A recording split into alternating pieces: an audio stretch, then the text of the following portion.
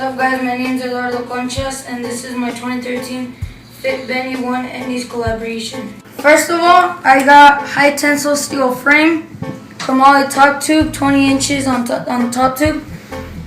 alloy front load stem,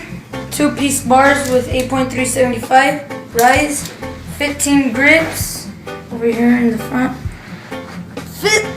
2.3 tires, Revenge rims in red, 3/8 sealed front hub, steel peg, and back here got Odyssey twisted PC pedals, chromoly cranks, fit 25-2 sprocket, sealed mid bottom bracket, fit pivotal seat, KMC chain,